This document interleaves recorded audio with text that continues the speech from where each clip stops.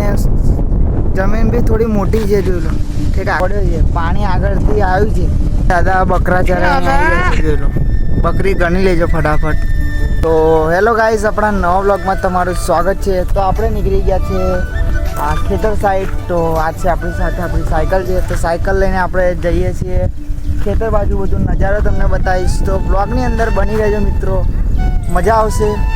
મોસમ બી વરસાદ પડવા જેવો થઈ ગયો છે, તો જોઈએ વરસાદ પડશે તો વરસાદનો બી બ્લોગ આવી જશે. અને આપણે જઈએ છીએ, પાણી બહુ પડ્યું છે, વરસાદ આવેલો વચ્ચે, તો અમુક જે ખેતરના જે ચાયડા ભરાઈ ગયા છે એ તમને બતાવું છું ત્યાં જઈને.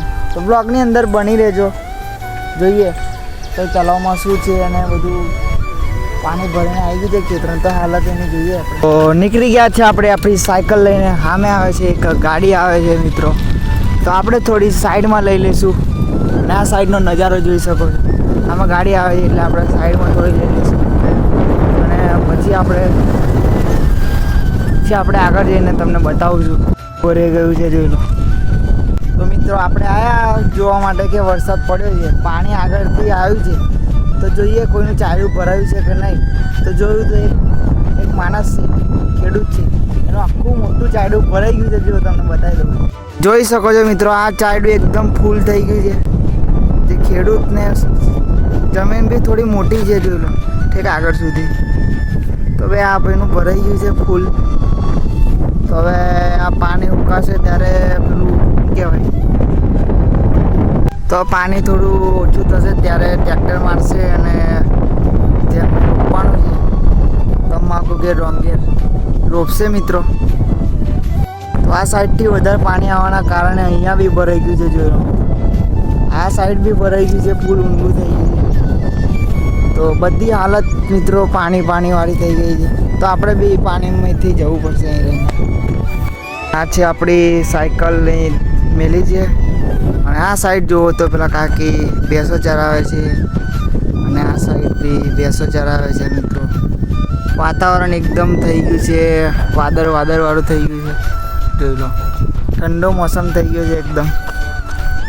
તો આ સાઈડ જોઈ લો, ફૂલ લીલ ભરાઈ ગઈ છે.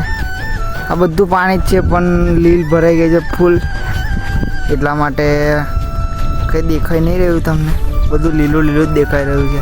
આજે મિત્રો હું બનાવવાનો છું, જેટલા બી બની શકે એટલા વધારે બ્લોગ બનાવવાનો છું. આપણી જોડે હોય છે 12 કલાક હોય છે મિત્રો નવરા. તો એ 12 કલાકની અંદર આપણે જેટલા બી બ્લોગ બનશે, જેટલા મિનિટના બનશે, એ બધા આપણે બ્લોગ બનાવીશું. તો તમે કોમેન્ટ કરતા રહેજો કે આ જગ્યાએ જાઓ કે પછી આનો બ્લોગ બનાવો. તમે કોમેન્ટ કરતા રહો મિત્રો, તો આપણો બ્લોગ આવી જશે કન્ટિન્યુ. અને આજે વધારે બ્લોગ આવવાના છે, તો તમારો સપોર્ટ બતાવતા રહેજો. બકરા ચરાઈને આવી રહ્યા છે, જોઈ લો. બકરી ગણી લેજો ફટાફટ. બકરી ચરાઈને આવી ગયા છે. કેવું દાદા, તાપ લાગે છે તમને? તાપ તો લાગે જ ને. દાદાને તાપ લાગે છે, મને બી તાપ લાગે છે મિત્રો. એટલે મહેનત તો કરવી જ પડશે મિત્રો, બાકી કંઈ થાય નહીં, બરાબર. આપણે જઈ રહ્યા છીએ હવે એક નવો બ્લોગ બનાવવા માટે. કોમેન્ટ કરો ફટાફટ.